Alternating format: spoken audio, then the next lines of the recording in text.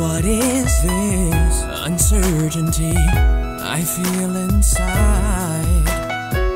I'm feeling like a kid and I don't know who to confide to. I can't call mom, she'll tell me I'm now a grown-ass man. I can't think I'm in glee or that you went to prom with me. But since you tweet about me and sent a friend request and you liked me, your profile picture is with me. Honey Bun! Honey Bun! Sorry kanina pa you? Medyo, alam mo naman, mahirap nang maunahan. Mami kasi, ayaw Ming payagang umalis ng house. Baka daw, makipagtagpo kay you. Paano ka nakalis niyan? Alam mo naman, maabilidad. Naku, hindi ka nagpaalam? Sobra naman, you? Nagpaalam, no? Anong sinabi mong dahilan? Sabi ni may assignment na gagawin for science. You and me are groupmates. Kaya heto na tada! Present! Tara, mag-science project na tayo. Yun lang pala tingin mo sa date natin. Project. Emote naman yung agad. Yung kasi nagsisinungaling ka sa mga magulang mo. Huwag nang mag-worry si you. Kasi sinabi naman talaga ni na yun talaga ang kasama ni At isa pa, may project naman talaga tayo sa science, di ba? Di ba? O, for groupmates naman talaga, di ba? Di ba? So, hindi naman nagsinungaling, di ba? Di ba? Ewan. Bakit? Ayaw mo na ba makasama now? Hindi naman sa ganun. Kasi, naniniwala ako, pag may ayaw ka malaman ng ibang tao, alam mo lang masama yun. Hindi naman sa lahat ng cases, no? Ha? Ang ibig mo sabihin, wala ka naramdaman sa budhi mong may mali kang nagawa? Parang wala lang. You know, kasi pag sinabi ni na may date si you at me, magtatanong sila na magtatanong. Makukulit ang parents ko, no?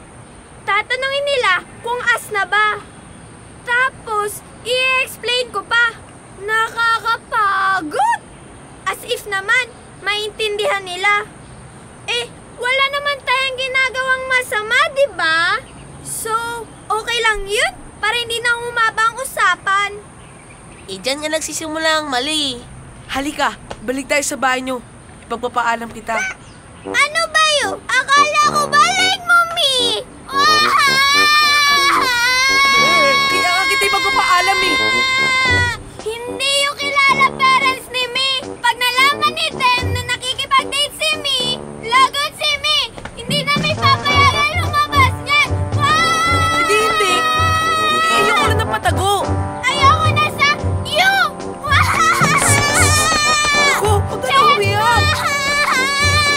Makakalain ng ibang tao kung anong ginawa ko sa'yo. Aray! Why did you make me suntok in my face? He made me suntok in my face, madlang people! He made me suntok in my face! Kung ayaw ni makipag-date kay you, ayaw ni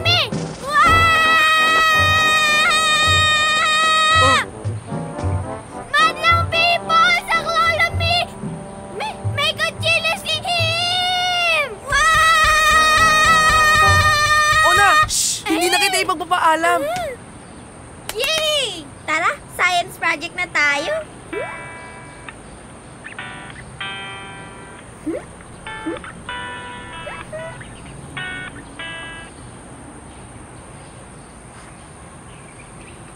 Honey Bun! Honey Bun! Hi! Kumain kayo?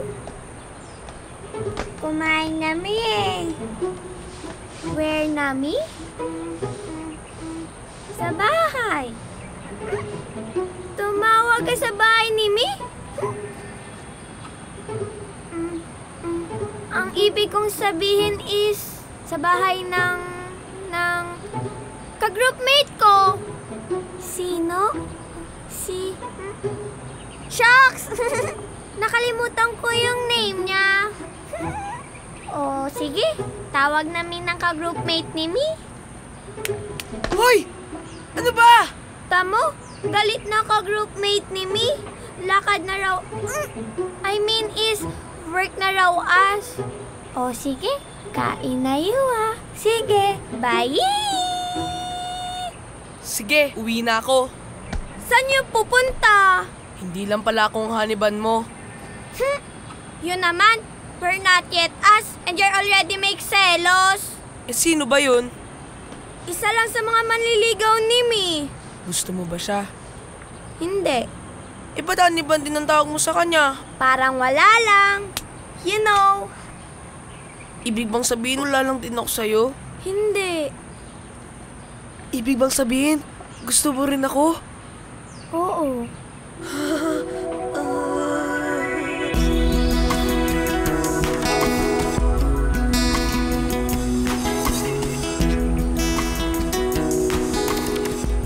Hoy, Haniban, hindi ka na humihinga dyan ah. Baka madad ka na niyan. Talaga? Oo, because according to science, if you don't breathe, you die. Hindi. Gusto mo rin ako? Oh, nung isang linggo pa nga ni Miss sinabi sa iyo eh. Kaya nga MU na tayo eh. M stands for me. U stands for you. MU. Yes! Yahoo! MU na kami! MU na kami! Quiet ka lang. Baka yung marinig ng ibang maliligaw ni Mi. Ha? Ibang manliligaw? Di ba ibig sabihin tayo na? Ano ba you? Ibig nga sabihin ng MU, me, and you. Oo nga, tayo! Hindi pa. Ha? Hindi ko maintindihan. Kasi yung sinasabi ni you na tayo is us. Hindi pa us. So, walang tayo. Meron lang me and you. Ha? Di ba parang gano'n na rin yun? Oy, hindi ah. Magkahiwalay pa rin ang me and you. Meron pang and sa pagitan nila. M, period, U, period. May tuldok after M, at may tuldok after U.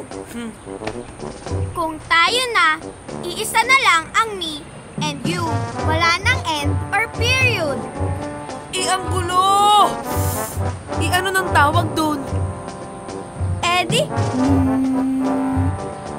Ha? Di ba gano'n na rin ang basa dun? M, U, Hindi no. Hiwalay ang pagbasa doon. Pag nawala na ang tuldok o ang end sa me and you, sa kalap, pwede as maging as. Na as ngang talaga. As or in short, Moo! Naku! Paano ko aalisin ang N sa pagitan ng me and you? Para maging muna tayo. gusto mo talaga maging Moo? Siyempre. kailangan ka muna magpakabaka. Baka? Yung Anong kailangan kong gawin para maging baka? Nakakatawa yun.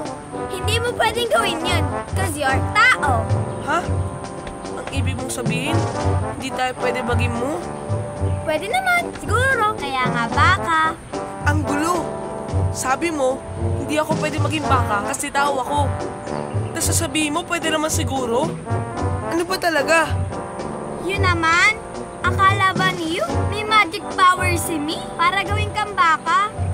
Sabi ni Mi, magpakabaka, hindi maging baka. Kaya sinabi ni Mi kay you na pwede kasi nga baka. Don't you know that baka is the alanganing hayop? Kaya nga baka. First time mo bang manligaw? Oh, ano ngayon? Kaya naman pala eh. Hindi mo maalam sa ways ang linggo ng panliligaw. Anong kinalaman dun sa pagiging baka? You know, sa panliligaw, may isang malaking baka. Baka mabasted si you. Baka sagutin ni Mi, see you. Baka as, hindi maging as. Baka as, maging as. Basta, ang dapat mong magets, mo yung baka. Katulad ng baka, kailangan na niyo pakainin nami at alagaan. Katulad yan, hindi pa min nagla-lunch. Tapos, ayaw mo pa ituloy ang date ni Oz na hindi pa nga talaga as para maging as na nga talaga. O basta, pag napamuna kita, tayo na. Okay. Ako na lang ang haniban mo, ha? Okay. Ilan ba kami nanliligaw sa'yo? Sa'yo.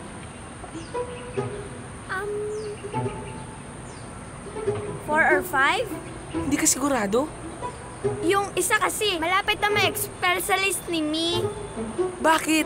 Parang wala lang.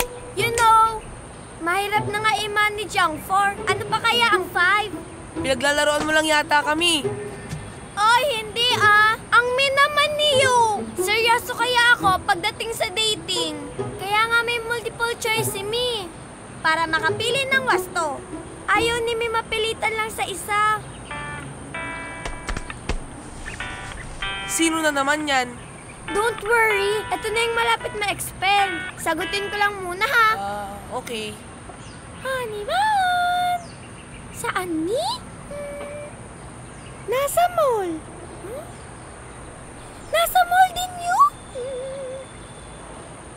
Oo nga, kaya nga tinatanong kita kung nasa mall din yun. Me? Nasaan? Secret. Hulaan mo. Shh. Correct ka dyan. Nasa... Ano nga ulit yung guess mo? Tama! Nandyan nga nandito nga sa sinabi mong place. Huwag na! Doon punta na here. Paalis na Mi. May kasama Mi na kaibigan. Kaya huwag nang mag-worry you. Selos naman niyo agad. Kaibigan lang talaga. Promise. Mamatay man si Mi. Oh, sige na. Bye. I love you. Mwah! I love you? Ishi lang, honey bun. Ba't ka nag-I love you sa taong babasta din mo? Parang wala lang. You know. Wala lang? Pagkatapos mong sabihin na kaibigan lang talaga ako? Promise? Mamatay man si you? Wala lang yun. Yun naman, masyado yun nilalagyan ng kahulugan. Wala na palang kahulugan ng promise at I love you ngayon. Ayoko na. Pero honey bun! Kung kaya mo magsinungaling sa isa, kaya mo magsinungaling sa lahat. Kung kaya mo gawin sa kanila, kaya mo rin gawin sa akin. Over naman you. Nanliligaw ka pa nga lang. Masyadong serious na you. Kung ganito ang panliligaw, maliligaw nga talaga tayo niyang dalawa ng ganyan. Ayoko na. Kung ganito tayo ngayong mga bata pa tayo, paano pa pagtanda natin? Ha? Ayaw mo ba akong maging sweet cake? Sa'yo na yung sweet cake mo!